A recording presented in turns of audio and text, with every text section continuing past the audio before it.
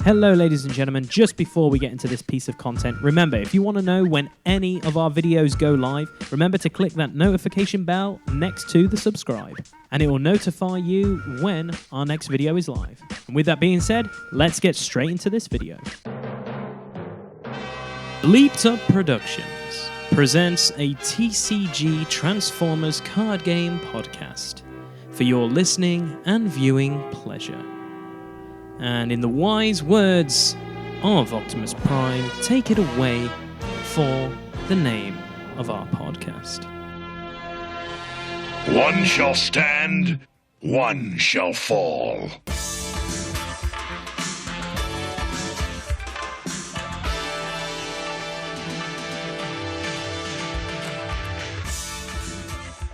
What up, guys, and welcome to another podcast here on Bleeped Up Productions YouTube channel, as well as our Podbean channel. This is One Shall Stand and One Shall Fall, and this is episode 3, and this is going to be a recap of the Energon Open, the European Energon Open. I'm your host, Lee, and to the left of me is my partner in crime, who has joined the Bleeped Up production company when it comes to Transformers TCG, Mike. Hello. How's it going, Burr? All right, thank you. Been a mad week. It has. But, yeah, we're doing all right. It has been a bit of an epic week. I'm not going to lie. I'm really looking forward to just breaking down the tournament, talking about some spoilers, answering a few of you guys' questions out there, you listeners and watchers, etc. And then just going to sign off nice and neatly and just have it a nice, pretty bow ready for the masses to listen. It has been a very busy week for It's Transformers. been freaking mad. It's unreal. Okay, so without further ado, let's get straight into it. Let's go straight to Teletran 1. From the secret files of Teletran 2.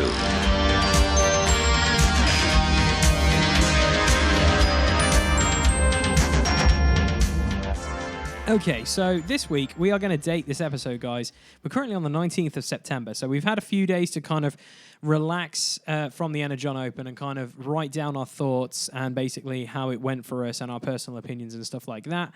But since then, we've had so many freaking spoilers. It's been ridiculous. We've had so many battle cards, we've had so many character cards, but we're going to talk about some character cards because I think the battle cards are phenomenal. There's some cards there that I'm just like, that is a possible money card for the set.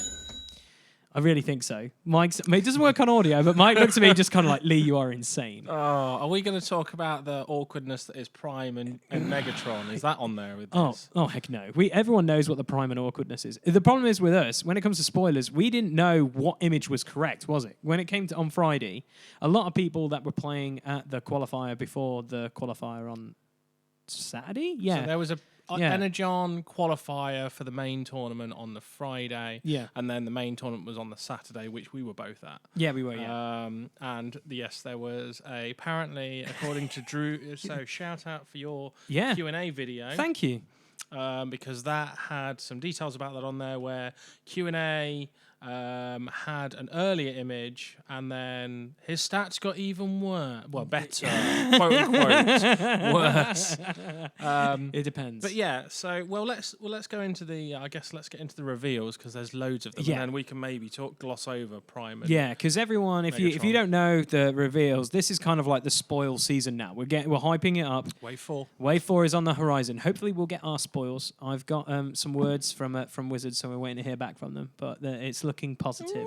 Full stop. That's what we're going to say. So the first one I want to talk about is a character I know D really was looking forward to playing, and I said I think this guy might not be amazing, and actually I think he is. And we're going to talk about Astro Train. Huh? Track 9 shows an unscheduled train. And there's no engineer. I declare this to be Astro Train headquarters. I know. He's a train. He's a spaceship.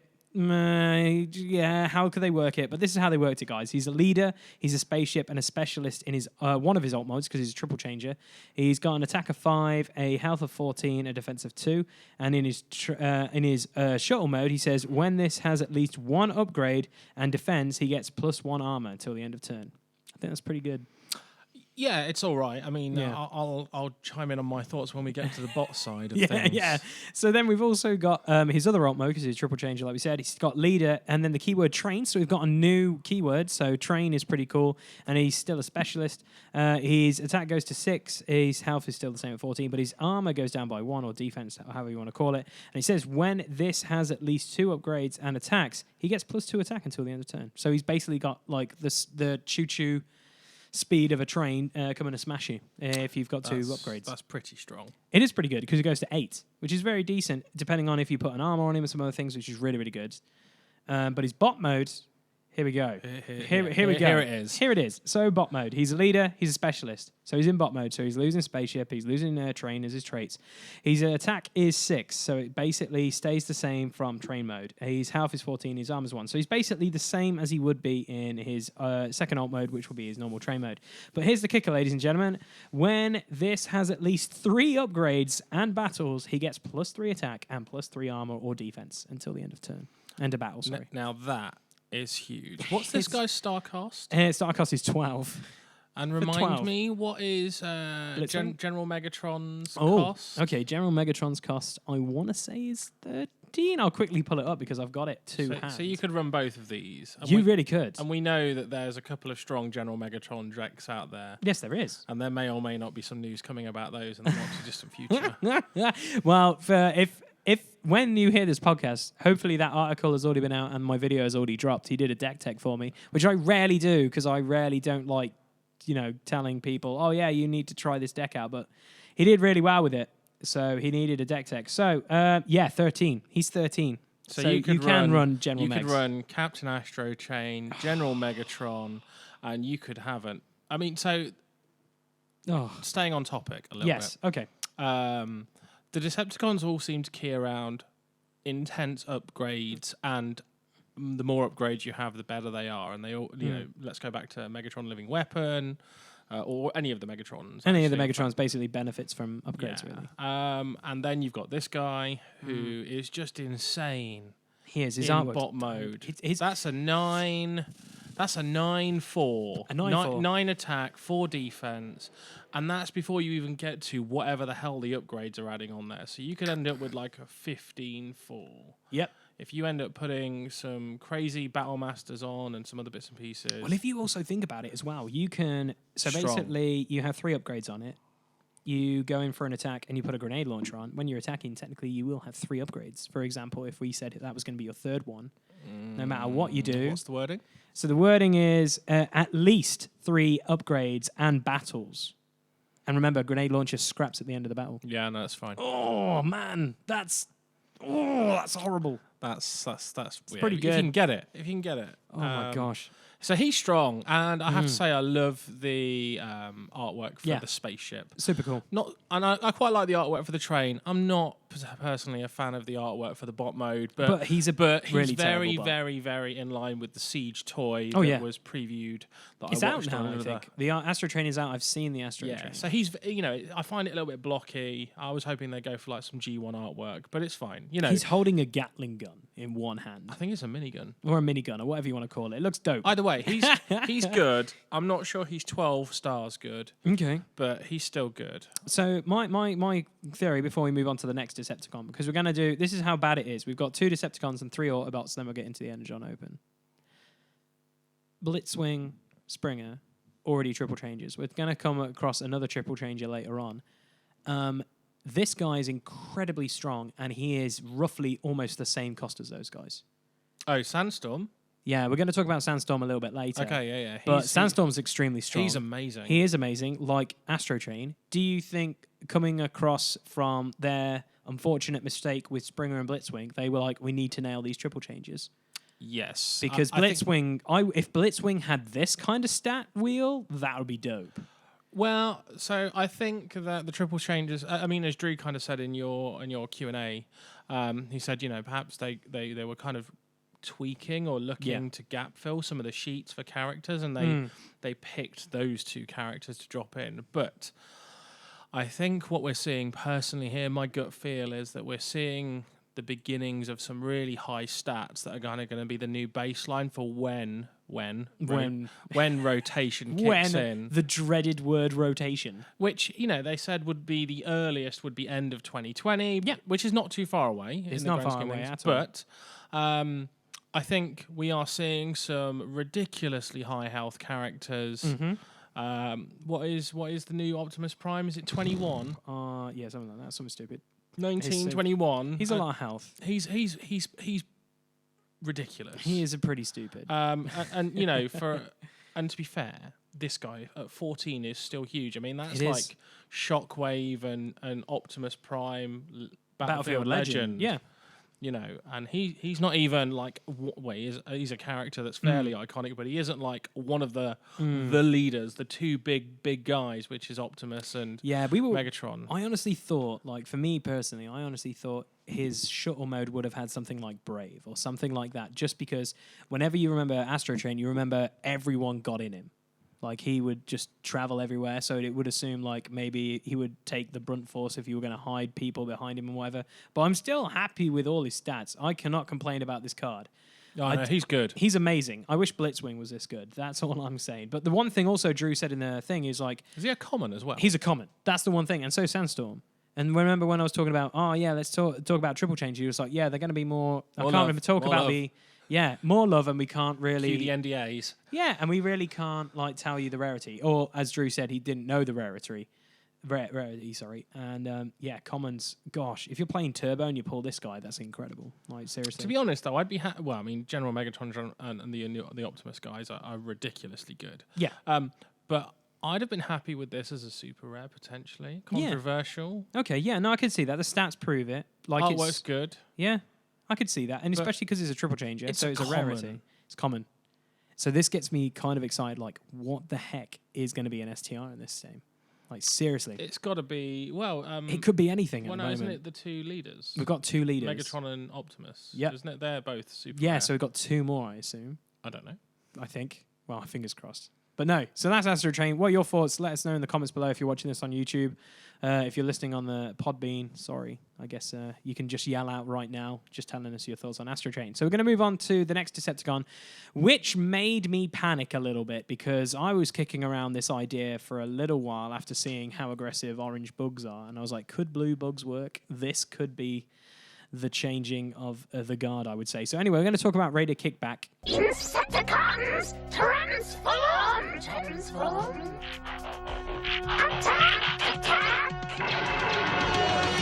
And we're going to talk about his alt mode first. So he's in Insecticon, he's a specialist. His attack is 4, he's got 9 health, he's got no armor, no defense. And then he says his keywording is, when this defense, flip one more battle card for each Insecticon that was on your starting team. So he keeps that, kind of cool mechanic that Kickback has when he's in bot mode from his Wave 1 ability, I believe. Wave 1. Yeah, and then the kicker. Here we go, bot mode. So Insecticon Specialist again, attack 4, 9. His armor goes up when he's in bot mode to 1. And he says, when one of your Insecticons attacks and you flip at least one blue pip, do 1 damage to the defender. That's incredible. And also, it's a 6 cost. Just get telling you guys. Yeah, so I play bugs, Yeah. and I play orange bugs, as much as Lee will hate to say it, but you've had some good play testing. I have. Orange bugs is rough. So I'm surprised they introduced a new Kickback, and I'm even more surprised they've introduced blue bugs, because there's some good, strong blue bug decks out there. They're not top flight, but they're still good. Yeah. Whereas what you can do right now is you could run both Kickbacks and have a mixed deck, which kicks you in the teeth not only when you flip a load of blue, but also when you flip a load of orange. Yeah. And what I found interesting was I kind of looked at this and went, oh my God, this is actually not a great card. Okay. Stats-wise. And then I realized that what they'd done is his stats in orange were 0 attack, flip 2 for every Insecticon. Yeah. Which meant he was flipping 8. Yeah, he was. Guaranteed. 8 all the time. Plus whites. Yeah, plus whites. Plus bolds. Plus you, bolds. you were Oh, doing just- it. All the bold. All the balls. And now they've taken it down. So I was like, they've created a blue version which flips less cards. Great. Yep. However, you look at his attack and he's starting with a baseline of 4. Yep. So actually, he's technically flipped, and got on attack 4 oranges already.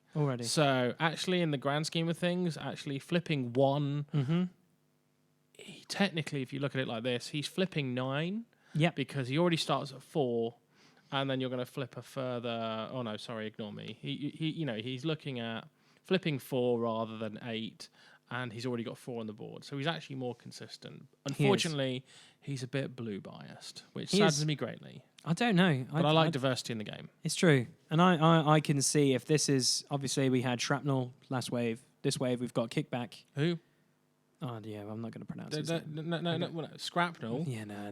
No. I just meant there was that card. Is it playable? Do you ever see it? No, I don't know. I don't know. Oh, yeah, you're not going to see it over the other shrapnel. Hence why I was like, not your naming convention, but just no one really plays that card. Exactly. Unfortunately, no one plays him. So that's the Decepticons we're going to talk about currently, because there's 3 I really, really, really want to talk about. Because one introduces a new mechanic, one is an amazing character, and a shout out to one of our friends who supports us on the YouTubes, and also the other Triple Changer. So the first one I want to get into is my boy Captain Impactor. So I was really excited when I heard this, due to the fact that the first thing I thought was Wreck and Rule are going to have a field day because Impact is part of the Wreckers. But this is pre-Wreckers, because in our lovely comments of Brian and me nerding out, Drew had the joys of commenting and saying, this is pre-Wreckers, guys. And we were like, so Wreckers might be on the way, boys. But anyway, so Captain Impactor. Let's talk about his alt mode, guys. He's a leader, he's a tank, and he's ranged. Wow, already 3 things I love. He's attack of 3, armor, health 12, armor 2, and then he has an ability, which is when you flip to this mode, each of your characters gets bold 1 to the end of turn. So he basically has the Bumblebee from the starter set ability. And then in bot mode, he has leader and ranged. He has attack of 4, health of 12, armor of 1, and then he gets bold 1 on the bot side, and he is 7 characters, 7 stars points towards your characters. I like him a lot, just because he's 7. He fits that cost for tank. So to me, I'm already looking at him and Warpath now, and that's 13. I'm really happy with that. Both of them are ranged. Both of them are tanks. I like the fact that he's a leader, so you can casually, that lovely matrix of leadership goes in on there. Bold across the board really works well. So you could even cheekily put him in a card deck if you wanted to do some cheekiness with Prowl as well for loads of other shenanigans, and just bold up for days. But I want to hear your thoughts on it, sir, because I think I might just be excited because one of my favourite characters from the Wreckers is now in a card game that I play. Sure. So I haven't seen this card. Okay, cool. Until now. Oh, okay, cool. And I am just... It's like, yeah, exactly. No. This guy's ridiculous. For 7 points. 7 stars. 12 health. Yeah. Tank. He's good.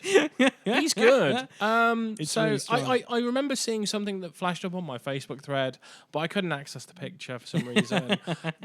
So I was like, oh, it clearly isn't something I need to be worrying about. And then I've just seen it now. So I'm quietly inside. I've been quietly screaming, going, "Oh my god, this guy is amazing!" Yeah, he is what I would say is cashback. Yeah. Is he a common again? Yeah, he's a common. Yeah, he's a common. It's not even awkward to find rare. Yeah. 12 health.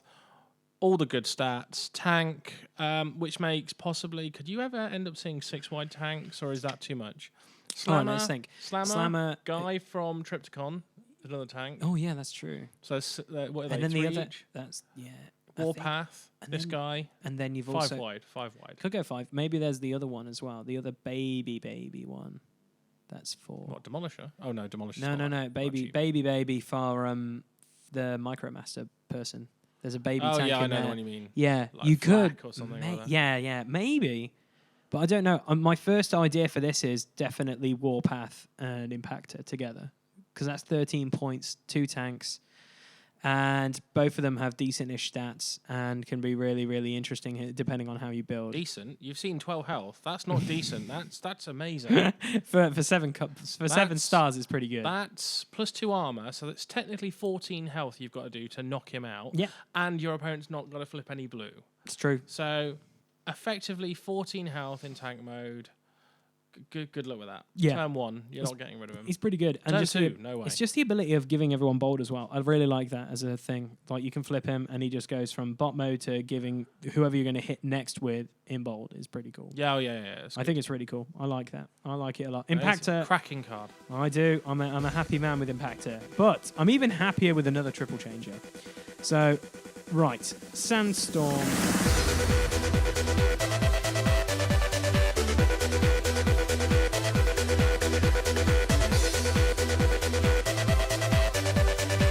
Yeah, the music's in the Artwork's background. amazing. Obviously.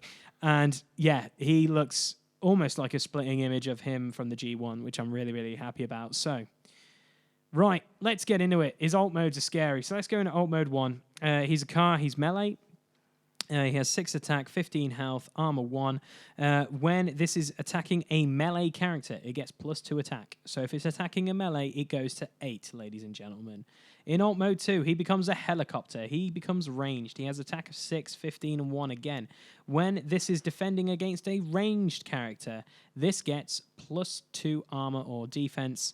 And then in bot mode, he just gains specialist. So he's got 3 different things with this card, kind of like Springer. And then effectively has an attack of 6, 15, and 1. And then when you flip to this mode, do 1 damage to an enemy specialist. Thoughts for an 11-star character, Mike?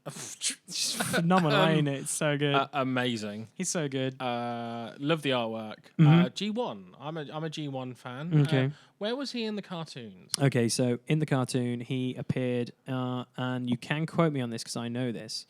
After the first episode of season 3, Trypticon gets thrown into the ocean, and they're trying to find Trypticon, and they can't find him anywhere.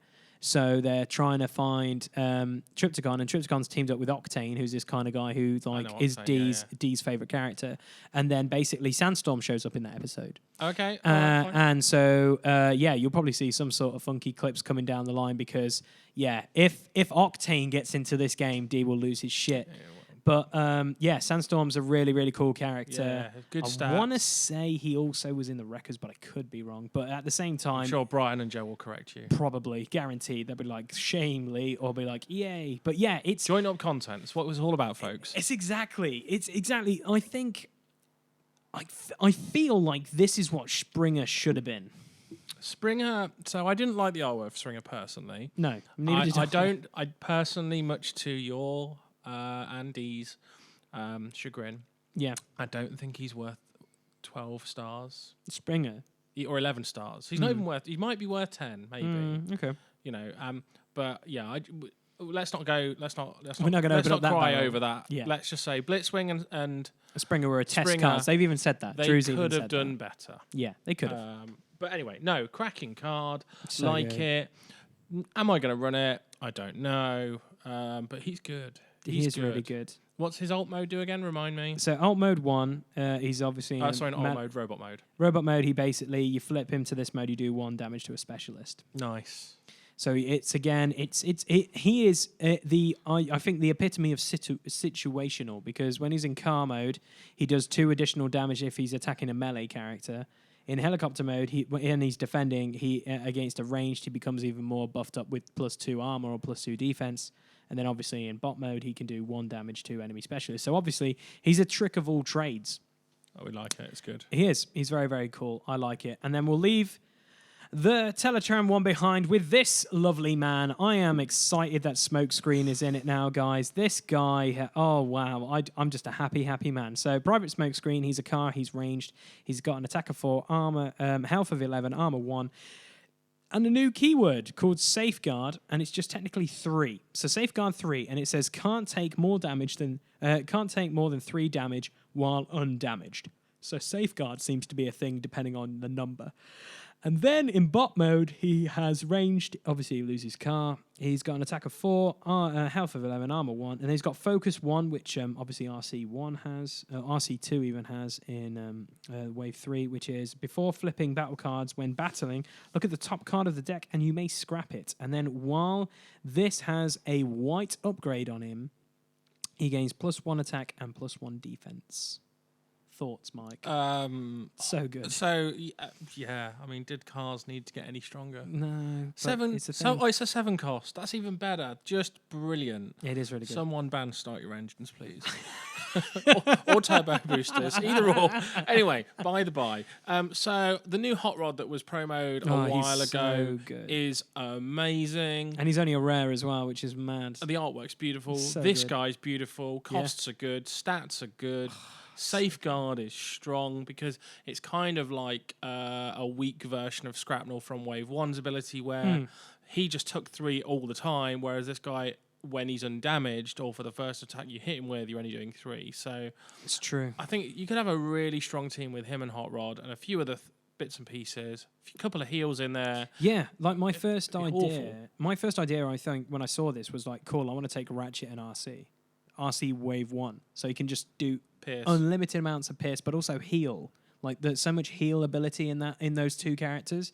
Like you can just swing with other characters and then have Smokescreen come in, and then if he's undamaged or whatever, you're always just going to guarantee taking 3, and then you can easily. Oh man, that's so interesting. This is gonna. It's an interesting idea. And also, if you figure like this wave is gonna drop about just a month before PAX Unplugged. Yeah, man. This is gonna change the environment big style. So it good is. luck to all of those people out there, the Wreck and Rule guys, Vector Sigma. Good luck cracking this nutshell because this is like mic drop territory in terms of new set and new details and new combos. It's gonna Especially with good luck. Especially with the new battle cards that dropped. That article with all the black pips. I do not think I've seen this. Okay, so I'm going to tell you now. There's like 3 or 4 cards with dual black pips, and they're just 2 black on top pips. of the Soundwave card. Yeah, but they're no star cards. They're all my God. commons or uncommons and Black stuff. Pierce. Black Pierce is going to be a thing. So I just kept seeing this, and I was just like, Devastator is going to be really interesting because some of those cards as well really fit him well.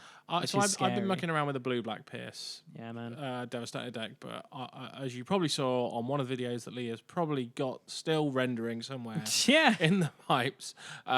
It was the first time I played that deck. It takes forever. It's really tricky. It's true. But I think blue-black is the way to go. I don't think orange Devastator is the way to go. No, we can try it. I think But we double can black- see how it goes. And let's not forget the RR Disruptor, which is RC's kind of knife or sword, which Yeah. is like +3 scrap if you don't flip black Yeah. when attacking. So that's going to make that even I more wonder if playable. you'll see that a lot more now. A orange and black aggro deck with a lot of more black pips seeming with new cards. But hey, this is why we're excited for this new wave. New builds, new ideas.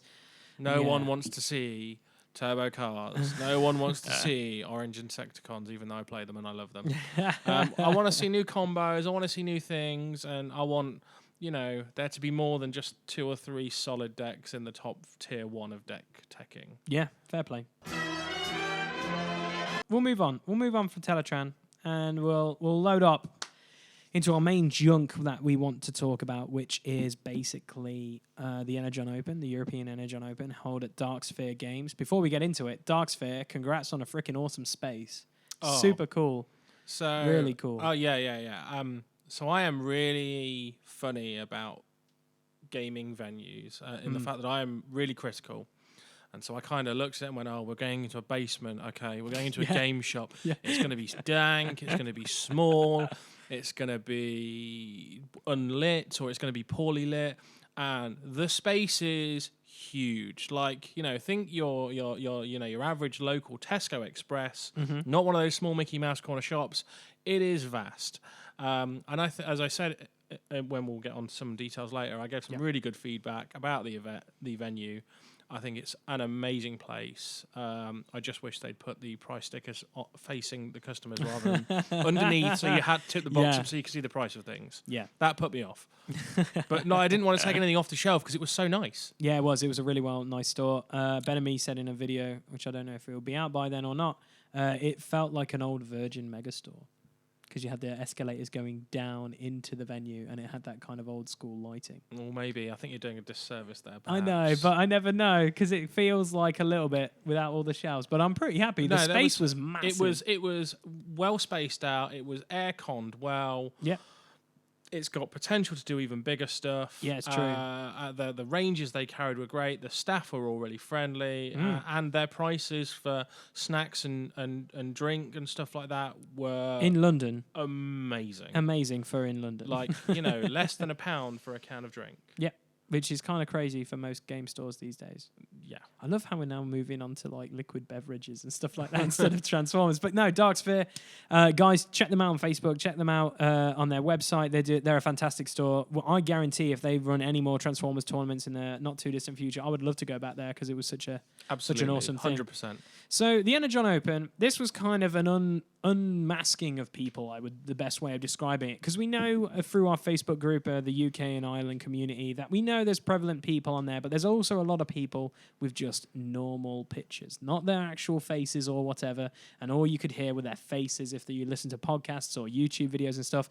We finally put all that behind, we ripped down the curtains, and we all went and played Transformers, and we all met up. So I met a lot of the guys that I know through certain YouTube channels where I was just like, holy cow, that's... Because it was kind of interesting because we were walking to the venue on Saturday, so we can't really tell anything about Friday because Friday we just chilled. I was working, so I couldn't really go. But on Saturday, we technically walked with one of the hosts from the City Talkers, which was quite funny because obviously I knew Matt a little bit. I didn't know... Do you mean City Speakers? City Speakers even, yes, City Speakers. Because if I can remember correctly how those guys are, I'm going to feel really bad if I get their names wrong because we basically have Mark, Matt, and I want to say it's Kev, but I could be wrong. And one of them was talking to us the whole way there, and he was like telling me like he was thinking about playing Dreadwing and stuff. And then I've just finished listening to 6.1, their episode of them covering the tournament, but that was the episode for Friday, so I was a bit curious before we do our one. And he was running Dreadwing, and I was like, oh man, that's really interesting because I played Dreadwing. I had a ton of fun with him and just getting his idea. And both of us had like similar-ish ideas. We thought we were going to see a lot of blue, and there wasn't as much blue as we thought there was going to be. There was a lot of orange, but it was a mixed field, which was quite interesting, which I was really, really excited for. What are your thoughts on the whole? So I drove, we parked up, I recognised a couple of people, and I went there clearly going to the same place to do the same thing we are and play transforming robots on pieces of paper. Right. So we had a really cool chat on the way there. We got lost. We took the very circular route round a massive shopping centre, and we got there, and it was great. And yeah, I didn't actually realise those guys were like YouTubers and doing a channel thing. Yeah. And it was cool, Yeah. And I now understand why I played two of them. But we'll get more into that later. But I now understand why they were as good as they are, and they play very similar decks because definitely they're part of the same gaming group. Yeah, they are. It was really cool to see like the pockets of players from all parts of England, really, because it was really interesting because we had the guys come from Bristol, we had the guys come from Southampton, Bournemouth, Liverpool. And then us Midlanders, I just bung us all together because we are just like Midlanders. We got the Milton Keynes boys there as well. We had a really good turnout. It wasn't just London-based players. A couple of Melton Mowbray players as well. Yeah, it was really interesting because I honestly thought there would be much more of a London presence there, but there wasn't. It seems there was a fair few travellers. And I think they obviously, with being in London, it travelled quite well, I think. Oh, yeah, absolutely. It was easy to get to: tube, train, bus, whatever you were doing, it was there. And we, to be fair, we also had a lot of people that didn't make it. Like our local play group, probably, if we get everybody on a good Sunday, as I was talking to Drew, it's like we could break 15 to 20. 15 to 20. 15 to 20 is where we would comfortably fit. Yeah. But it's a Sunday when we usually do the tournaments and boards and swords in Derby, so usually family commitments or other things at weekends take people away. But we're usually a good solid, 10, 11 most of the time, hopefully. Maybe 7 on a low turnout. But anyway, no, really good. Lots of different types of builds based on small niche groups. So yeah, I mean, one of my bits of kind of general feedback about the tournament is that it was really nice to see that we weren't just all net decking, and It was there really cool. There was a lot of mixed decks, and you could definitely see distinctive play styles from different play groups. Yeah, I definitely, 100%. I would 100% agree with that, because it feels like they took certain character ideas and built their own kind of style on them, or threw a different character in, which was really cool. And like the one thing, obviously, there's a question about it, which I'm going to technically answer now, Ben. I apologize. But yeah, it felt like when I talked to people about it, they said, I really wanted to just play this character. I just really wanted to play this kind of theme. I wanted to play this. I didn't want to do that. I wanted to do this. And it was really cool because most of the time when you go to other tournaments, when it comes to like card games and stuff like that, you have the same kind of generic, boring deck. You see this quite prevalent in other games. But at the moment, I think because the game is so young, you don't see that at the moment. But it felt different. Like, it was weird looking around going like, cool, I'm one of 2 people playing Metroplex. There's 2 Devastators. There's a Menasor. There's a Superion. There's cars. There's bugs. There's literally everyone taking their different take on things. Was the question you were just answering there was what kind of stuff decks did we see? Yeah, Okay, so, it kind of in a way. Right, fine. There was a fair few. So I saw not that many bugs, or there was some. There was a lot of bugs. All right, I didn't see. I saw 2 of the bugs players. There was a fair few. Though. Okay, so I think we had numbers-wise, we had just under 60 players. Yep. And I saw a Dreadwing, a bunch of Shockwaves, a bunch of cars, some Insecticons, allegedly a Devastator somewhere out there. There was a Devastator out Didn't there. see it. I saw it. I waved and was like, this is... 2 Metroplex, some assorted jank, sorry. There was Superion. Yeah, there was a Superion. There was Superion. there there was a was- Menasor as well at one point. I saw the Menasor. That was mad. I saw the Menasor. I was so happy to see Menasor get some love. Combiners, love it. Yeah, mate. And there was just...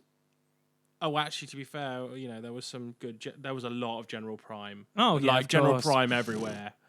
Prime. He was Prime good. There was Blaster some kinda 2 combo. wide General Optimus and OPBL. Yeah. So it was, I think we were all sitting there going, "Oh my God, Kevin Allen, Turbo Cars," or "Thanks to the Wreck and Rule guys for spoiling my Anticipation Engine Cars deck." Cheers, boys. Just kinda like I built that Jamie. like a week after the set came out, and went, "I don't think people realise how good Anticipation Engine is." So good. And then Wreck and Rule did. It was Joe, wasn't it? Joe. Thanks, Joe. Love your work. I love- genuinely love your work. I but do. seriously, I trade love Joe, secrets. but also at the same time, screw you, Joe.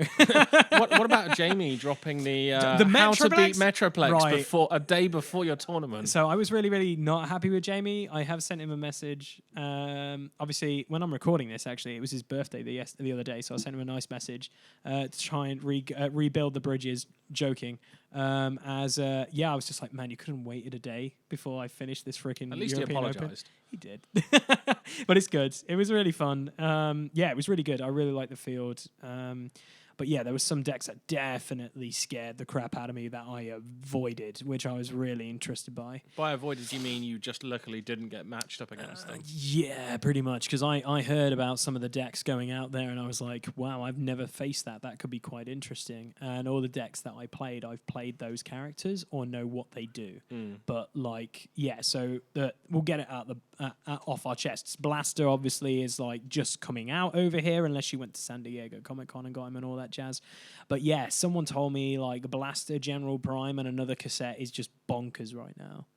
Seems very, very strong, like just Pierce craziness. And I was just like, okay. How do we forget? There was a Blaster deck at our event. More on this later, folks. Blaster's good. Blaster's good. Seems And strong. Drew suggests that Soundwave is also equally as good. Yeah. It's just the build is a lot more tricky. Yeah, and I think you'll probably see he's more that you need to go to the lab for. I think a lot more than Blaster in the world. Yeah, From what I've absolutely. seen. So with that, So what did you play? so what did I play? I played Metroplex, bro. I've been loving the frickin' big man. Go big or go home, I say. We did a lot of playtesting. It was a lot of playtesting, not as much as some people I know, but yeah, we did a lot of playtesting. I was really happy with the deck, how it worked. I knew it would struggle in certain aspects of things, and I was like, I'm fine with this. I can play through that. I don't mind. I don't want to change my deck or how I play just because if I go up against one matchup. I do not mind. Against other matchups I'm fine with. I know I will struggle with one, but I'd rather take winning over like 6 than 1. to be honest. Sure. And that's what your sideboard is for. Yeah, and that's what sideboard's Just to help. based around. Yeah, exactly. So What did you play, sir? what did I Because play? we went through some Man. decks. It was kind Yeah. of like an We- epiphany at the beginning of like the week. So I wanted to play Bugs, Yes, and you I did. was scared that Bugs was too fragile. There was lots of people teching for Bugs, and I think they've kind of had their day a little bit at the moment. Yep. So we did some panicked texts and arranged some late night play testing one evening a week. Yeah, it did, Thankfully, Ben, who was playing the General Megatron deck, gave me some awesome advice. So I bottled playing the next deck I wanted to do, which was. Well, we're named uncalled because I still think that can catch a lot of people off guard. All right, okay. I would just keep it back. Trade secrets, we'll say. Trade secrets. All right. Because it's a blue deck. It's I a blue I deck. bottled playing a blue deck because I didn't want to do what I thought was going to be 8 rounds. Yeah. Going to time, massively stressed. I wasn't 100% familiar with it. Following the Rec and Rule guys' advice, learn your deck, be familiar with it. So I'm gonna cringe. I played. Here we go. Anticipation Cars, but sadly, thankfully, and sadly, I did not own a Cliff Jumper. Makes sense. # shock moment. I didn't really consider Cliff Jumper that good. Me too. I Turns think he's out not I a great was card. wrong. I don't think he's a great card. He's good. He's not worth 150 quid. Though. No, I don't think he's a good card. That's my general honest opinion. I'm not 100%. Yeah, I behind him. kind of like RJ when he kind of said, I went to Gen Con, I had some bad times. I played Bugs for a day, I felt bad about it. Well, I played Cars and I felt bad about it. But scarily, I was familiar with the deck. I'd built it for a while, been playing it casually. Yep. It's a solid deck. So anyway, yes, short answer, I played Cars, I played Bumblebee Trusted Lieutenant, I played the Wheeljack that gets bowled from weapons in scrap pile, and I played Trusty Prowl. And I did all right. Did okay. Yeah. I played a similar person with that exact lineup, but I knew how to play it. Because we play tested. Yeah, exactly. It's pretty good. Okay, so let's talk about rounds. There was six beautiful rounds in this tournament. It was really good. Mike, how was your first? Let's just say, how was your first 2 rounds, mate? My first 2 rounds. So, I had won the Geek Retreat Open in Leeds, or the pre-qualifier in Leeds, and got the win there. Yep. So I got 2 buys for the round. So I actually got to sit out. I got to see Drew preview a very interesting deck and just sit back and kind of relax into the event. However, it was a bit weird because we'd all traveled there to play Transformers and we weren't playing Transformers. Yeah, you sat out for like 2 hours. Yeah, so let's map back a little bit. So first of all, I think the pre-qualifiers for buys were an amazing idea. It creates travel, it creates community. It's a great thing. Do I think 2 buys is the way to go? I don't know. I benefited from it, so of course I'm going to say yes. The thing I'm unsure on is we played and traveled and went to these events and we got some wins, and then we traveled to a really big event and got to sit out for a bit. Yeah. So it was a bit of an awkward one because you travelled to play a card game and then you weren't playing a card game. Yeah. But so I got a buy for 2 rounds. I got to play test against Drew's deck. I beat it. Yay. Yeah. Very close match. Ridiculously close match. Like 1 card flip. Was he running all the patrol guys? He was running off. So he All had a the fun patrols. deck, Yeah. which had a reveal card in that was a UK exclusive, which everybody dropped on the Facebook group day of. Literally, everyone ran over there, took their photos, and then ran upstairs because you couldn't get any signal on your phone to then just go, who's going to be the first person to post this in our group? Well, I don't think it was like that, but it was. Everyone was well keen as we were all. Oh, mate, everyone was excited. They just crowded over Drew a little bit. It was hilarious. Sure. I mean, well, we're all keen nerds, let's be honest. It's true. I was patient. I think the best way I Yeah. described it, I waited patiently. I knew people wanted to play him throughout the whole of the day, and I was like, I'm doing well.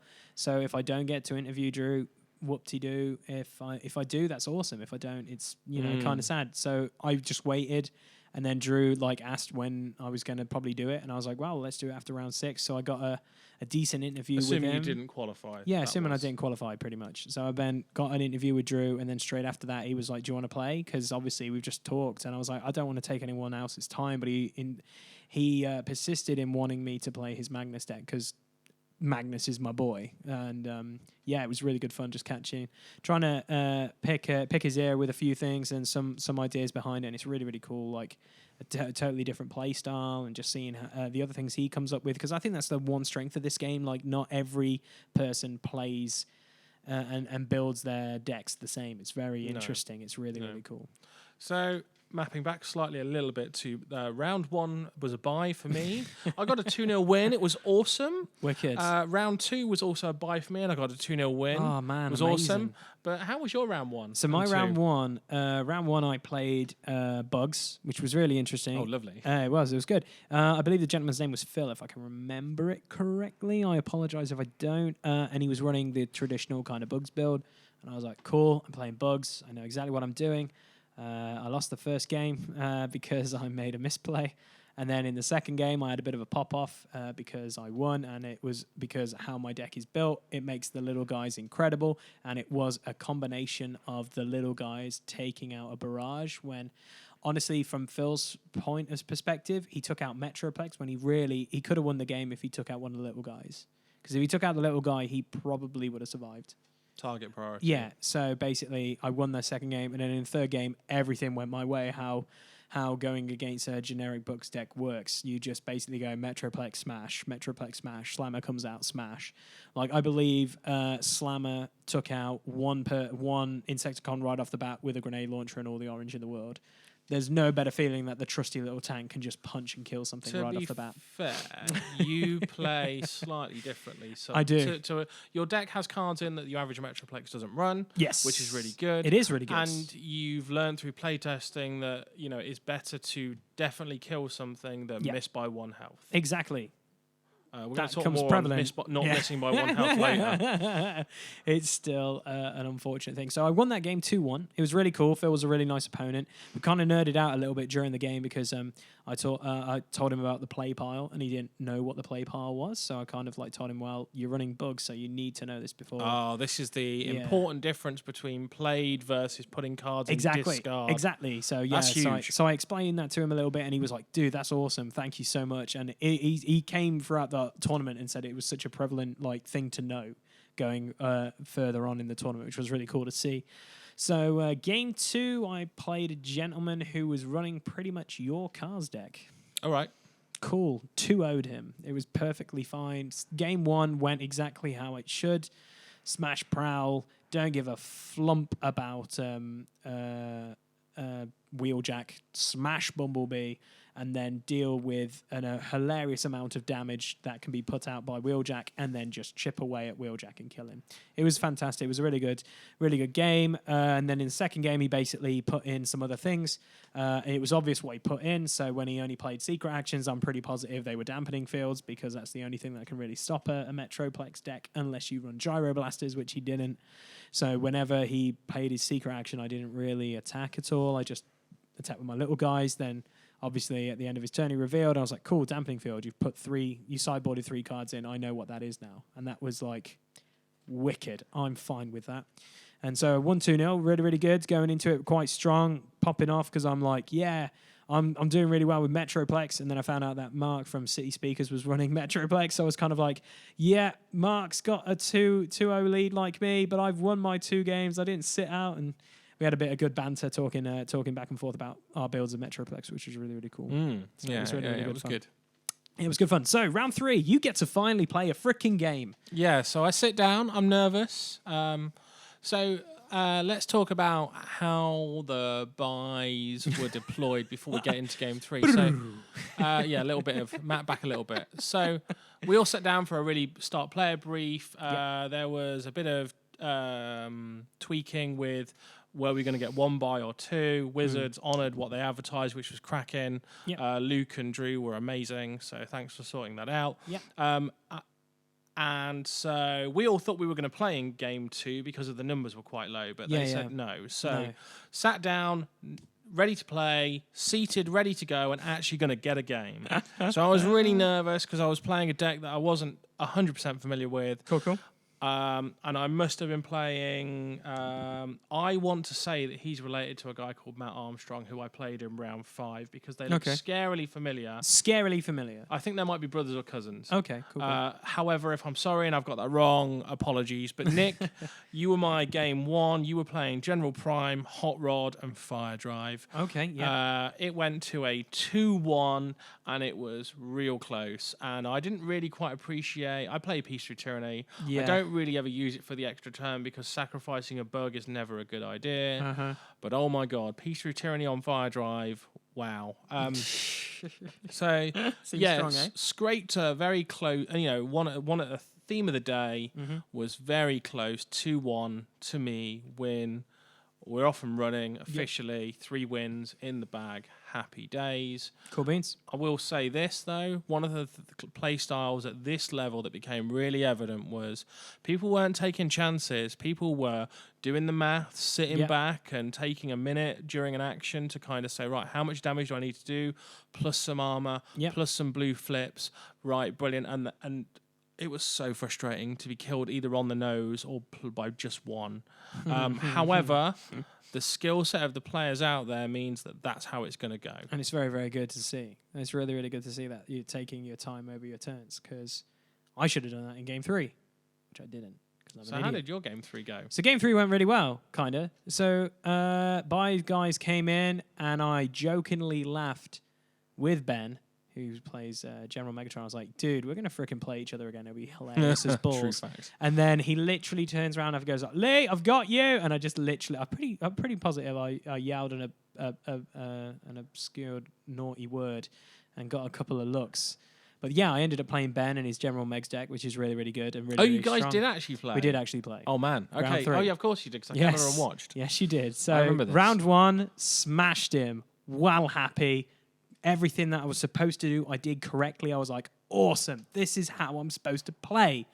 Turn 2 goes the opposite direction, and just nothing goes right for me. And basically, Ben smashes me. And I'm like, cool. We're going into game 3. Everything's on the line. Dope. I am killing. I am wrecking. I'm having a great time. And then bastard aimless is the best way to describe it, dude. I just couldn't kill him. I couldn't kill Aimless. I killed Flame War first. Then I just chipped away at Megatron, and Ben knew the curtain was on the wall because he was really like worried about it. But I just couldn't hit. I couldn't kill Aimless. His deck is built so well that he can just pull off so many pulls for like extra padding and attack drones and other stuff and just bulk up stuff. It's just mad. It was so much stuff to turn through, and that was like my one worry with this deck was like I don't have enough Pierce in here to get through if I go against blue. But fingers crossed, I've just got enough smash and I can just do that one ability and tap and whatever. But yeah, I left Aimless on 1 and Aimless over several episodes of like me not thinking about going back to city mode and just trying to wait for a Noble's Blaster to pill him off. Now that I look back on it, ended up just staying in bot mode, and he was just taking 1-2 damage off me multiple turns, and I couldn't get through anything. Or I was just like, oh yeah, I've done 1. Okay, cool, I've done nothing. Okay, I've done 1. Okay, I've done nothing. Okay, I've done this. And then it's like, cool, he's getting there. And I'm like, come on, for truck's sake, please just give me pull my marksmanship or pull my like blasters quicker so I can just do some damage. Because if I got that blaster out quicker, it was game, guaranteed. But obviously that's what you play this game for. You don't know what's going to happen. And I lose 2-1 to Ben. So basically the trilogy, as it goes, is Rocky gets his ass kicked. Rocky 2 gets his ass kicked again, and then Rocky 3, get my ass kicked again.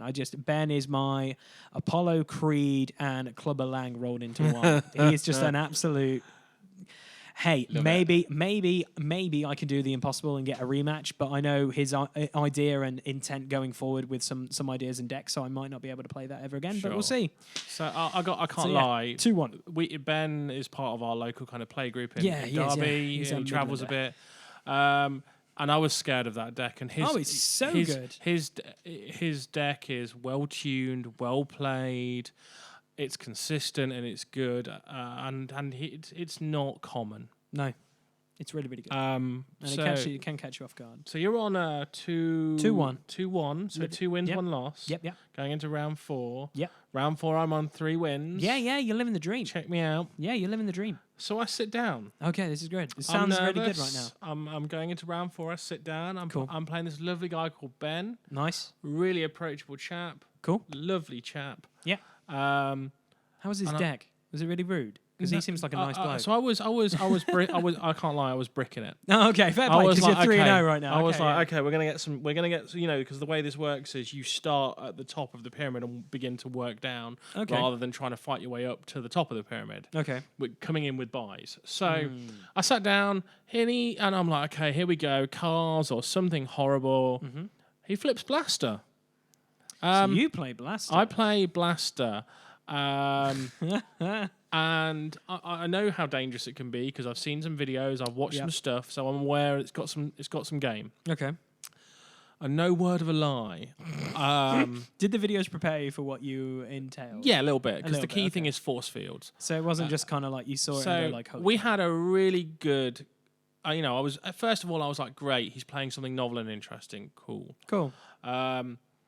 Bit scared because there's Pierce 6 cards out there, which is quite scary, and Pierce 6 in anybody's world's grim. Yeah, it is.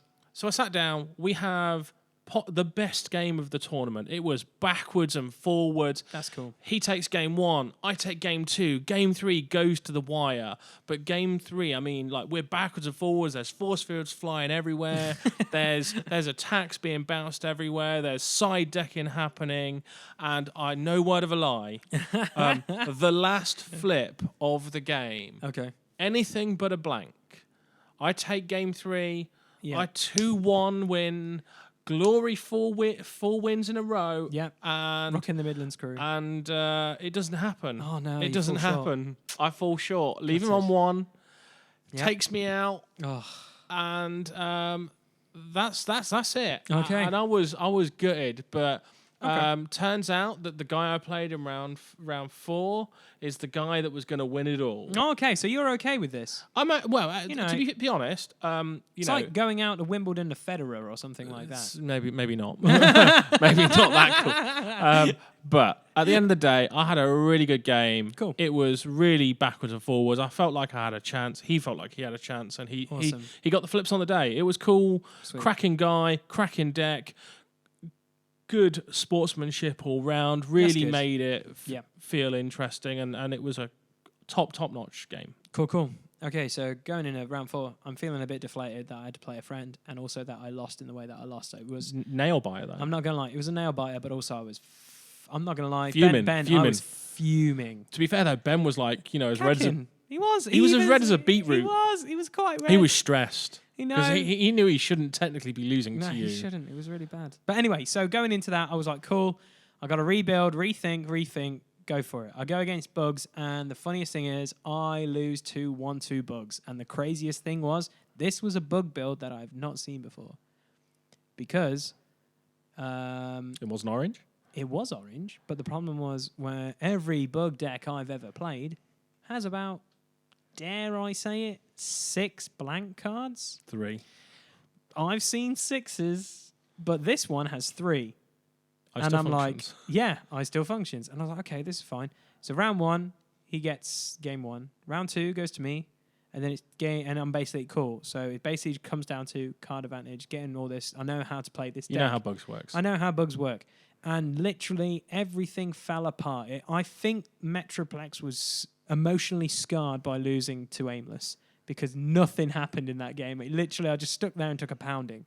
And I just was like, well, never mind. But the opponent was really sound. Really, really nice bloke. Really cool guy. And we both laughed because we were talking about our decks previously in the lunch break. So then when we got to play each other, we kind of chuckled and goes like, ha, it's meant to be, I guess. So yeah, it was really good seeing, an interesting take on bugs because there's a few things that are different to what other bugs players run in there. So I was like, that's pretty interesting. But yeah, so I'm currently 2-2.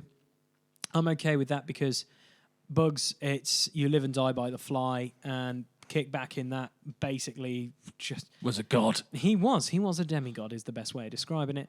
And so, yeah, I'm 2-2. You're 3-1. And we're going into round 5. Round 5. So I play. What do you play? I play Matt Armstrong, who Oh, has good old Matt. the exact same deck as Nick, who I play in Previously. round 3. Oh, fair play. Who is also sitting right next door to me fair at this play. point. So we have a bit of banter, and he's like, "Oh, we play in the same group together. Yeah. We've tested this deck a lot, and so this is where I begin to see the whole cliques of games and deck types working out. Yep. So Gen Prime, Hot Rod, Fire Drive, Peace Through Tyranny, Game Swings. Yep. And again, another really close game. Got the play, Matt, absolutely cracking opponent. I made some mistakes on some draws with trusted Lieutenant Bumblebee. Got keen, flipped some cards, didn't draw some cards. Okay. Not sure it would have made a difference in the long run. Okay. But again, another nail-biting close loss. But this is really cool because from it sounds like you've had like some 2-1, really 2-1 really loss. close games, which Yeah, is yeah, really yeah. really good to have.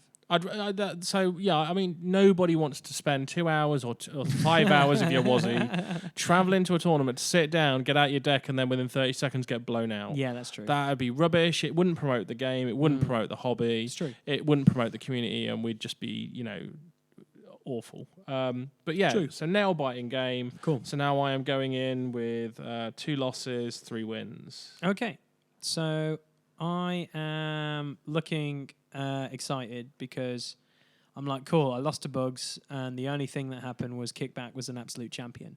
I'm not worried. What am I playing? Turbo Cars. Wheeljack. No, yes, it was... no, it wasn't. I'm a liar. So it was really interesting, different build. It was Cliff Jumper, it was Prowl, it was Red Alert, and something else. And I can't remember the other car, but RC? Drag Strip. It's got to be somewhat low. So it's really interesting. Yeah, it's Drag Strip. So I'm looking across the board. I'm like, cool. His main cog here is obviously Cliff Jumper. That's okay. Drag Strip's in there for card draw, obviously. That's interesting. And then I'm like, Prowl just makes cars amazing. And then I'm just looking at Red Alert, and I'm like, he needed 5 points, and he's a cheap car, and he hits quite hard. Cool. So game 1 goes to me quite easily. I take out Prowl literally right off the bat. Like, obviously, Metroplex had a lot of anger in that game and grenade launched it and just went, hey, how's it going? Bang. And then I took his deck apart slowly but surely, got there.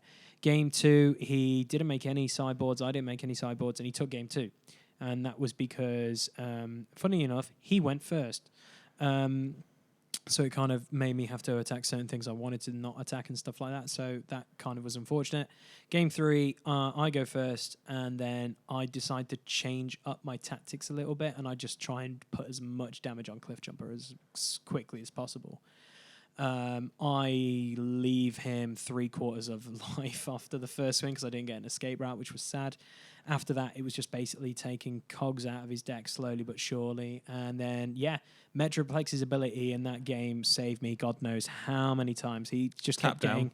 Yeah, dude, he kept just getting freaking start the engines and turbo. He didn't get much turbo boost, though. It's just start your engines, dude. Start your engines is just stupidly good. And yeah, when you see that played, you're just kind of emotionally scarred for life. So yeah, please, as I keep saying, Drew did shut us down very quickly, but we want to start your engines for Seeker jets. We don't want just Decepticon jets. jets. We don't want normal jets because that will make Superion even more broken. So we just want it as Decepticon jets.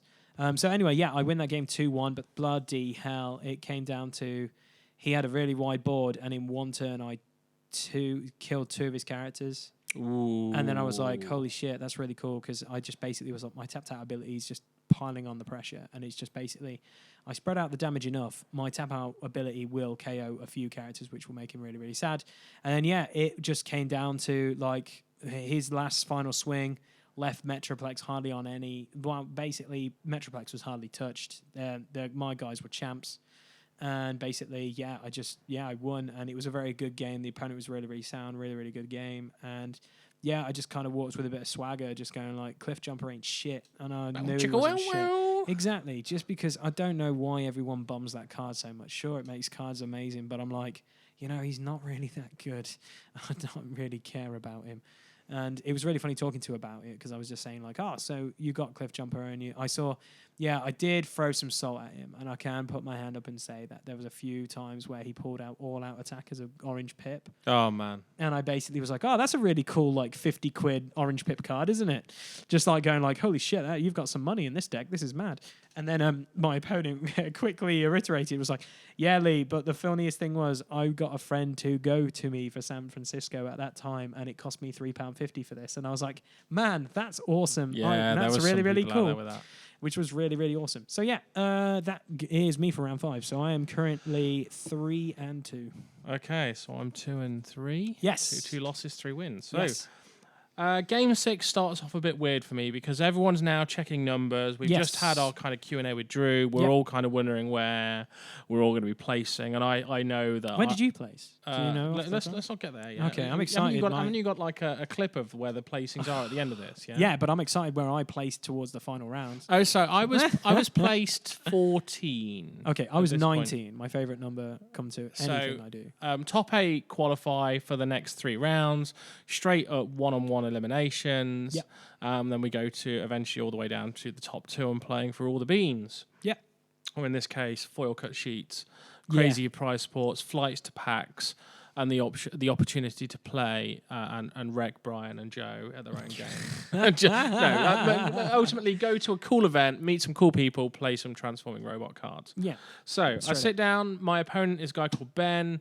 He moderates the TCG pages in the UK, and he basically says to me, "Look, you can't qualify. Mathematically speaking, you don't get to place top 8. If you play this game and you beat me, you definitely take me out because he was placed higher than me but he was on the cusp." Yeah, he was on the cusp. So he said, "Look, do you not want to play this game?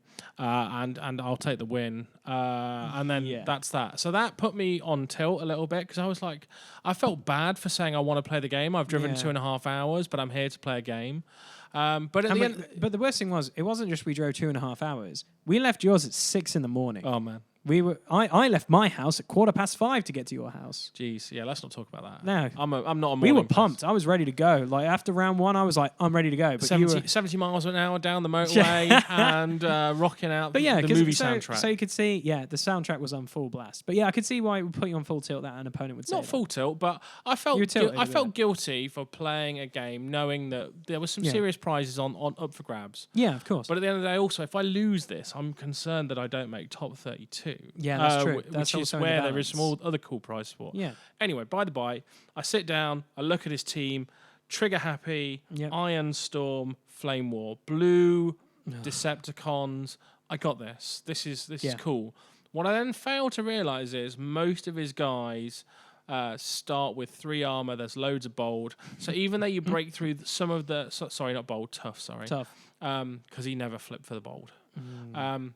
So break through all of that, realise that it's still hard work. And he too owes me. And it's not close. As much as it pains me to say it, it's not close. No. But you wanted to play. Yeah, That was but the he thing. actually flipped to 2 wide. So he dropped... He kept Iron Storm. In fact, it might have been 4 wide. Anyway, by the by, he dropped Flame War and Trigger Happy and sided in OPBL. There was lots of blue. There was lots of a bit of black. Yeah. But he was clearly a clued up gentleman because he had also put in a select number of orange pips for tiebreakers because the tiebreaker is damage on the board and then orange pips in your deck. So he was running more orange pips than the average blue deck should. Yeah.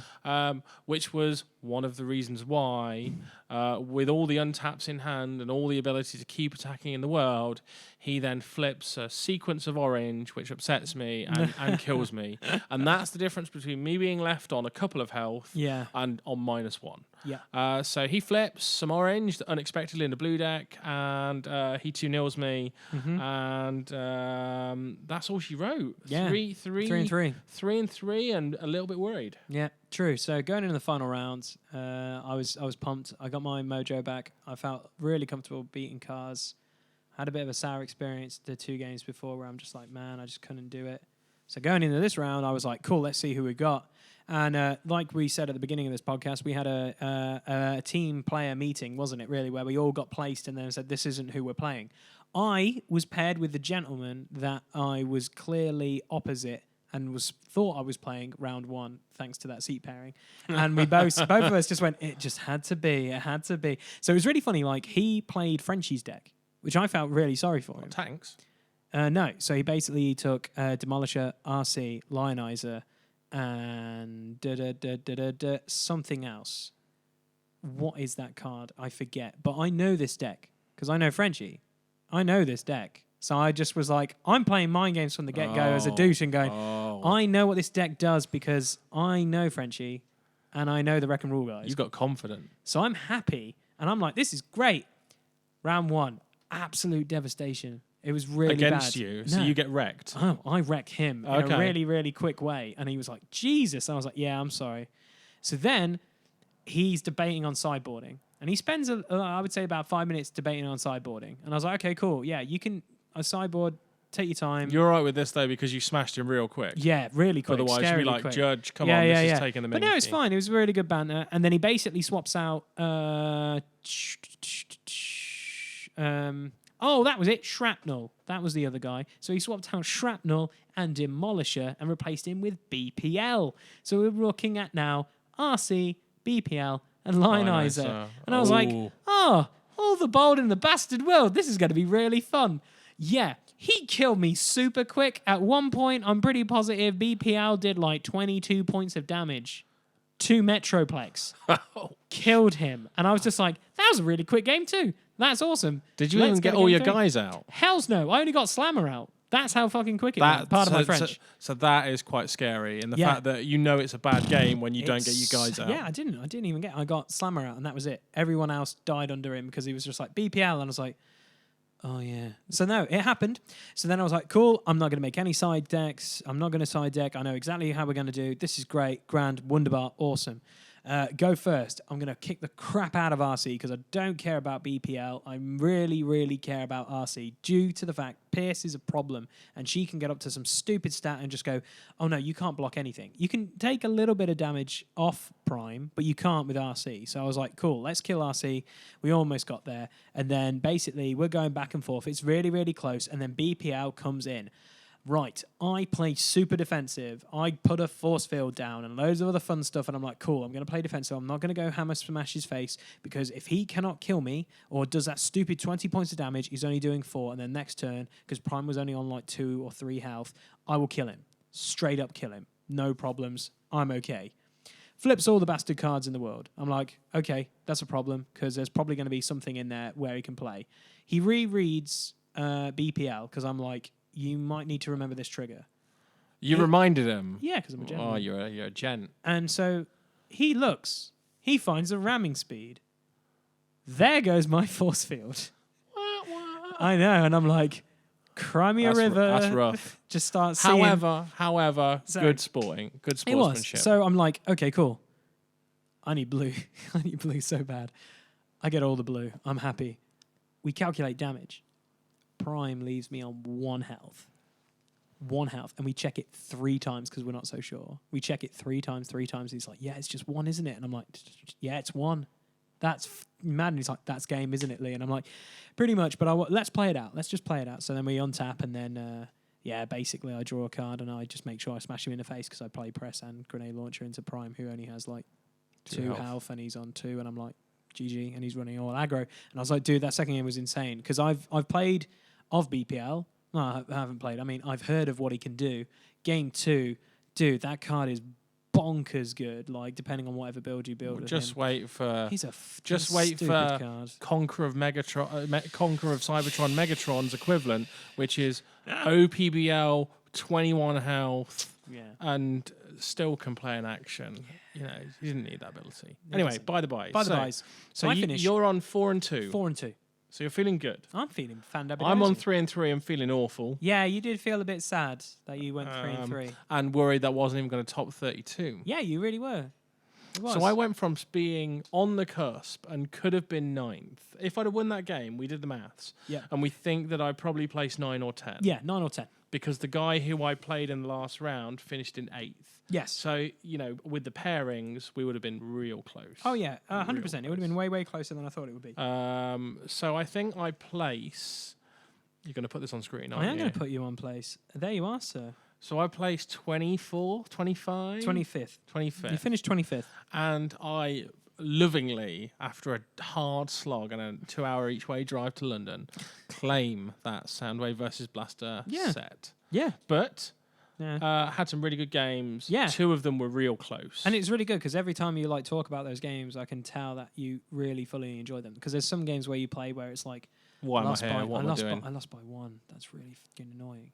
But at the same time, you were kind of like, dude, they were freaking cool games. They were super dope, which is a cool, like, you know, you can always go in the opposite spirit about things. But I've never seemed to, like, always go like, oh, damn it, I can't believe I that can't lie. missed it." I like to win. I play to win, and I play a lot of try-hard decks, as we've seen in our local play group, which Yes. we're now moderating down a little bit. We are moderating. However, at the end of the day, everyone's there because we're competing for some awesome prizes. It's true. And where do you place? I placed 13th. I'm freaking buzzing. Wow. I'm buzzing. The world has gone wrong. There it has. It's what the bloody hell's going on? It's turned upside down and everything. Are we in the quantum zone? Are we in the twilight zone? What's happening? No, I was super pumped because going into it, I was 19th. I was like, cool. Yeah, if I get a draw, if I get a win, I am okay with this because that means I'm probably going to get a prize. That's cool. I think when I lost against Insecticons, I was like, cool, PAX is off the table. I think that's why I was a little bit down by losing the bugs. But then I was like, no, you know what? I'm here. I'm still playing Transformers. I'm having a great weekend. I'm here with my boys. We're killing it. We're having a good time. I get to have that cool Soundwave Blaster set, even though I want the other artwork, not that one. Same. Yeah, I'm like, cool. You know, I'll take that. That's really dope. And us Midland boys, we conquered pretty well. Like Kaz came like 29th. You came 25th. I came 13th. Ben came 9th. and he with that was general. so close. It's true. It is true. If you think about it, like it would have been interesting. Like, would I be in Ben's position if I beat Ben? You Maybe. might have You been. never You would know. have had You never harder know. matchups. That's the craziest No, thing. You never no. know. You Well, I never mean, know. if I'd beat Ben, Yeah. who won it all, Yeah. where would that have been? Yeah. And that was all on one flip. Well, right. Reese won, didn't he? Or was it Bradley? Reese Bradley. Bradley. Yeah, Reese topped topped it out, but then Ben won it overall, didn't he? Yeah. Yeah, Reese. The top 8 had pretty consistent good decks. Yeah. So 2 shockwaves. Yeah. 3 shockwaves. it's One blast. Definite one blaster. That was definitely a blaster in there. Um, The worst thing was I didn't Cars. like. It was really funny when everyone was like, "Oh, what are the decks? What are the decks?" I was the complete opposite. I was like, "I'm gonna go interview Drew now." Yeah, I was but like, of course, I'm of done. course, of course. I'm done. I need content. That's how it was. Yeah. But he was lovely. You've got a really good interview. Yeah, I was talking to Drew a little bit. I feel, and here's some advice for people listening to this podcast or wanting to do YouTube or whatever. Be patient and wait. Like, I knew for a fact that Drew was on holiday. He told us flat out at the beginning of the day that he was on holiday. So I was like, cool. I am not going to bum rush him. I'm going to take my time. I'm going to let him do what he wants to do. And then I'll probably get a decent interview if I'm just respectful. And I just, he's here on his own time. And I did that. I waited patiently. We hung out. We had like a good 30, 35, 40-minute interview. And then we got to play a game of Transformers and we talked and nerded out about toys. It was really, really cool. And I feel like you should do that when any like games developer or celebrity or whatever. You just let them do themselves. It is risk reward. I probably couldn't have got to, interview Drew if I made it. But at the same time, it was kind of like, I'm okay if I don't. If I do, if I don't, But it was really, really cool. And it was a great interview. And he's a super sound guy. And I love how his obscure love for grapple is really interesting to like my obscure love for a Transformer that will be left remained, because when he gets dropped, well, actually, yeah, it's Tripticon, obviously. So when he drops, I think everyone already knows that I'm just going to be running him for ages. But like with some of the stuff that's already been spoiled, really, on this set now with the whole spoiler before this little rant that we did at the Energon Open, I just really wanted to play Tripticon, but like Hot Rod's pulling me in there, Impactor's pulling me in there. There's some really good cards in this set. I know Tripticon will be my main, probably trying to take to tournaments, because I know for a fact I'm like, You're going to buy a box. yeah, well, I'm probably going to do what DME always do. Get 2 boxes each and just try and live the dream. Yeah. Cool. But, so, that was the Energy Open. Have you got any other thoughts? Well, so let's cover prizes. Okay. So Luke May Drew, Alexei from Dark Sphere, they had some cracking prizes out there. So obviously, place 1 is a trip to PAX Unplugged, flight and accommodation paid for by Wizards of the Coast. Yes. Then you've got top 8 get uncut foil sheets of Wave 1. Yep. So there was like, I don't know if you can edit in some photos of the top 8 guys and their foil sheets, but there was like a sheet that was just all foiled Bumblebee and Nemesis Prime Wave 1 super rares. I really want to be. It's, those sheets are like $1,000 Yeah, if you dare to get them cut. If you dare. If you dare. Anyway, so that's that. There were boosters every couple of rounds for all of the players. Yeah, we basically got 4 boosters from rounds 2 to 4. Yeah. It was really, really cool. 3 to 4. There were Autobot Decepticon deck boxes and sleeves being sellotaped to secret areas of the tournament play area, and if you were lucky enough to sit in the right area at the right time, you would be given some free stuff. So kind of like spot prizes, if you will. Yeah, really interesting spot prizes. And then overall, like obviously the top 32 got a really cool like blaster and the creme de la creme for those of us that didn't make top 8 was everybody got a Soundwave Licensed Blaster 35th anniversary artwork edition, cracking bit of kit. It's awesome. I haven't even opened it. I dare not open it. No, not yet. Open it. So I want to say, but then the other thing was, which was a really cool tweak, I thought, was the below players of 32. They actually got some free stuff as well, didn't they? They got like some toys and other stuff as well. So they thought of some other things as well. Yeah. So it was really cool. It was really interesting. Yeah. So my feedback that I gave to the organisers were the prizes for this UK national, European national event were amazing. Thank you very much. Please keep up the amazing support that you're giving this game. Yeah, it was true. It was really, really true. We don't need 8 people getting flights and prizes. No. But maybe there could be something where rather than doing flights, you offer to do accommodation. It's true. Because flights are well expensive, but maybe that'll encourage some more people to travel. But either way, regardless, prize support, Luke, Drew, Alexi, everyone that ran it and got involved with it, Wizards, amazing stuff. Please keep it up. Love it. Yeah, doing really, really well, guys. Like, honestly, like, I know like 6 players off the top of my head in our meta at the moment who come to Boards and Swords who wish they could come. And like I know for a fact they'll probably go out of their way next year to go, because obviously life and other commitments can happen. But like the funniest thing is this game is still young, like it's still growing. It's gonna just get from strength to strength. And this is like it's quite interesting how this was the first one, and I bet you it'll be so different next year. For the next one, it'll be so different, and it'll be really interesting to see that change. I really think so.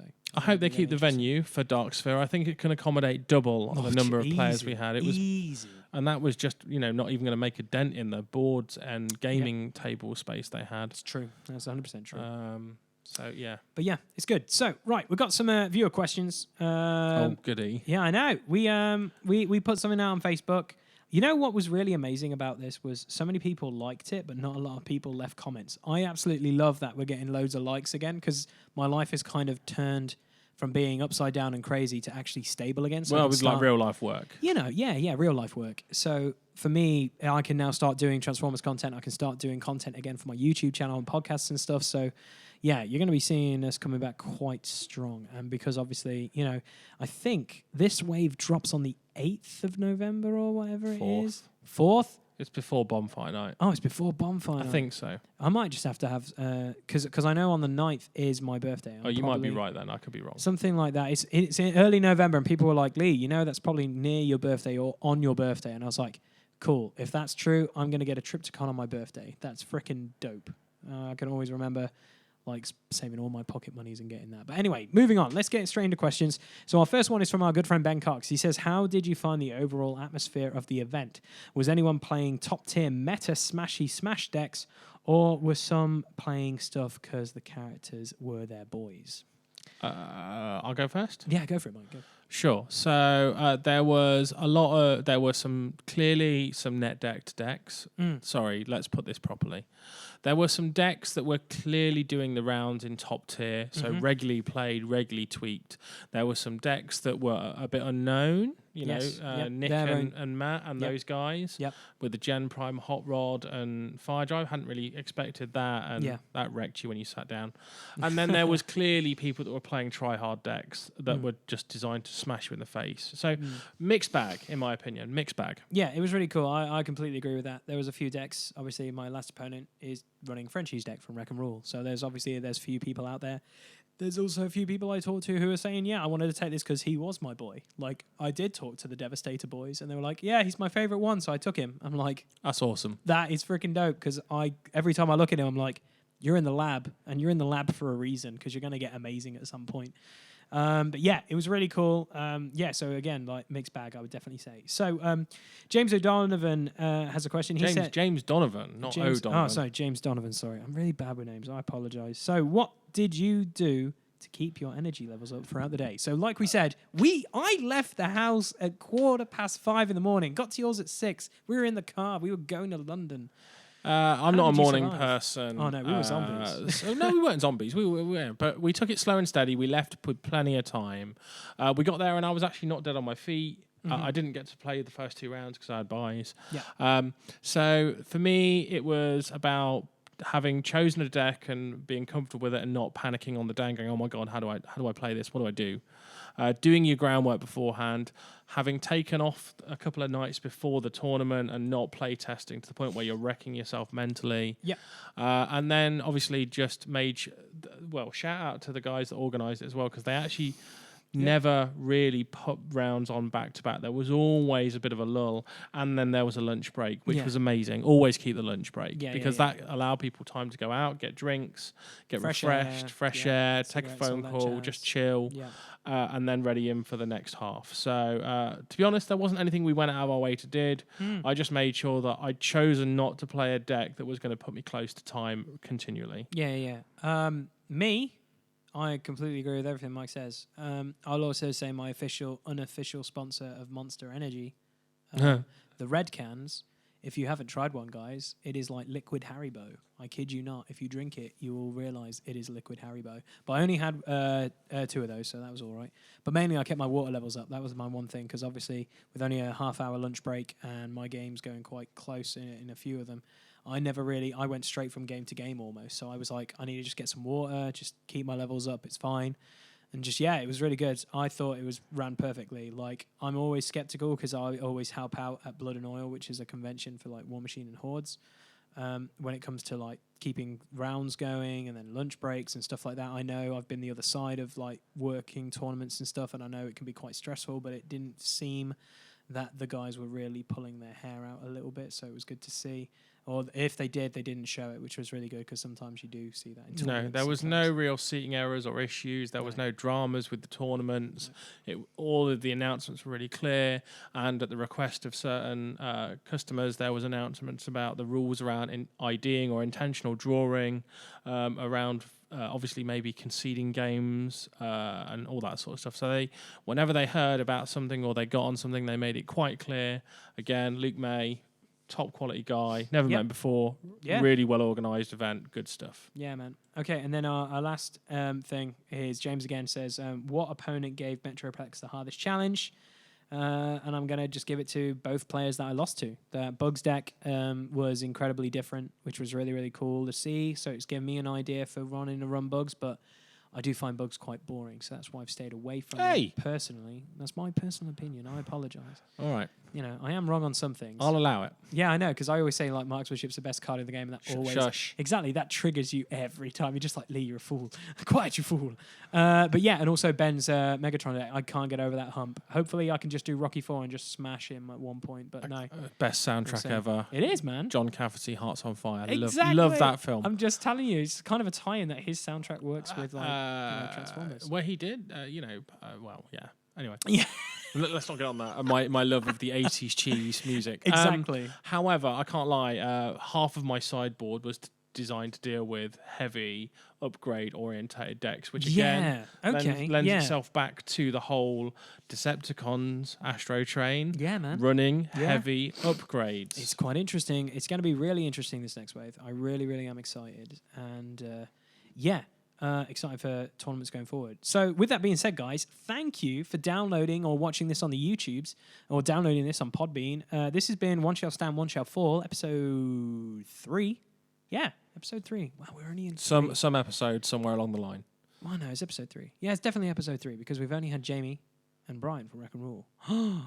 Mike. And it seems that, like, going forward with my life kind of coming back round, you might see One Shall Stand, One Shall Fall a lot more prevalent. Not just talking about spoils that are coming out, which other people are going to have the joy to tell the world about. But we're going to like probably try and like bring some deck ideas to a podcast near you and some other fun stuff. And obviously we've got battle reports lined up. Also we've got games that are always happening at Boards and Swords. Just I'm always posting in our Facebook group at the Transformers TCG, obviously UK and Ireland, and on the Transformers one that Joe's set up on. I'm always posting events. We've got one actually in a couple of days because when we're recording this on the 19th of September, we've got one this Sunday. So, we'll probably tell you how that goes because we've been going, well, our numbers have been going quite well. And I'm really excited for some people who are turning up because they've told me, like, privately, they've been a bit skeptical about coming because obviously it's like, you know, an adult's kind of game, even though it's, you know, it's aimed at children and stuff like that, which Drew answered perfectly in our Q&A that we did. But yeah, I'm excited to have some new faces pop up on Sunday, and it's our meta is definitely organically growing, which we wanted to do. So if you're in the Midlands area, come battle us. It'll be pretty bitchy. Yeah. So can I alright to add something in here? So yeah, go for it. I would say there are a good 6 of us that play in Leicester. Not very regularly. Most of the time we end up commuting over to Derby, where there's a cracking venue, because there's also other local communities. So what we're trying to do is we're trying to build a nice community in the Midlands. But if you are in Leicestershire and you are not able to get to Derby, message Lee on the community page and let us know, because maybe we can look at doing something whereby it's not just in Derby all the time. Maybe we'll do a one-off every now and then somewhere. Or maybe, probably more likely to happen is someone locally actually lives near you and can drive and can facilitate getting you to and from. Yeah, and also just if you're like closer, like even meeting up at neutral stores and stuff, because I know like Loughborough are doing stuff, I know we're doing stuff. It's just really cool. Like there's loads of stores literally in the Midlands. It's just I always promote Boards and Swords personally because they're the ones that championed our idea. And they help you get it off the ground, and they were nothing but supportive. Yeah, and that's what I wanted. So it's always giving big shout outs to Ian and Rob. So without further ado, take care, have a good one, and we'll see you on the not too distant future because we're back, baby. One Shall Stand, One Shall Fall is here to stay. And we'll see you in episode 4. Bye, guys. Thanks for listening. One shall stand, one shall fall.